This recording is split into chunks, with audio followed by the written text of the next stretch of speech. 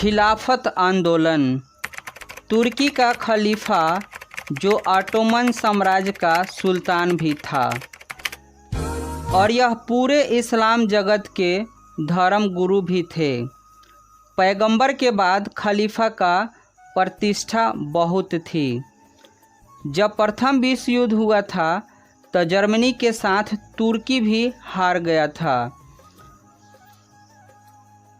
तब तुर्की पर विजय मित्र राष्ट्र ने सर्वस्व संधि थोप दी और ऑटोमन साम्राज्य के बंटवारा कर दिया और इस्लाम की पवित्र भूमि ब्रिटेन और फ्रांस ने मैटेंड पद्धति द्वारा अधिकार कर लिया।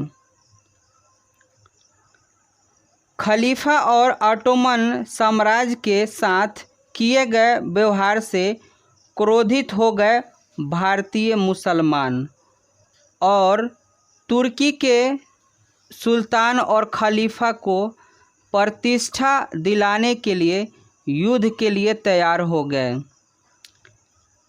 इसी को खिलाफत आंदोलन कहते हैं। 1919 में शौकत अली और मोहम्मद अली ने मुंबई में खिलाफत समिति का गठन किया। इस आंदोलन को चलाने की जगह जगह कमेटियां बनाई गई। भारतीय राष्ट्रीय कांग्रेस के अमृतसर अधिवेशन जो दिसंबर 1919 में हुआ था, इस आंदोलन का समर्थन किया।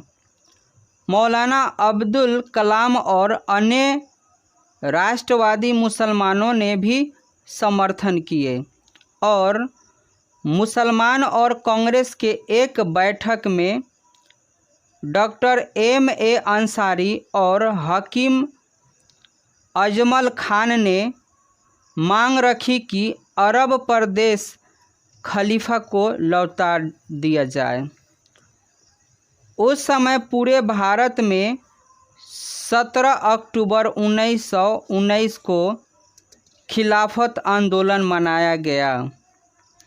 उस समय गांधी जी अपना समर्थन दिए और 1919 में दिल्ली ऑल इंडिया खिलाफत सम्मेलन के अध्यक्ष बने और सरकार को धमकी दिए कि खलीफा के साथ न्याय नहीं किया जाएगा तो हम सरकार के साथ असहयोग आंदोलन करेंगे।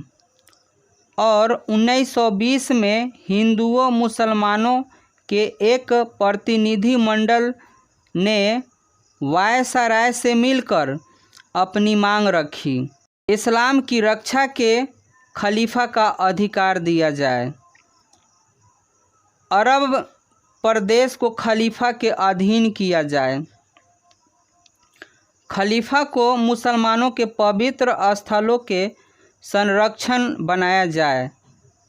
ये इस मांग थे 3, लेकिन ऐसा नहीं हुआ। उनके मांग को नहीं पूरा किया गया। अंत 1920 में खिलाफत कमेटी ने इलाहाबाद में सरकार से असहयोग आंदोलन का निर्णय लिया। फिर पुलिस और सैनिक त्याग पत्र देने के लिए तैयार हो गए और गांधी जी ने 1 अगस्त 1920 से असहयोग आंदोलन शुरू करने का निर्णय लिया।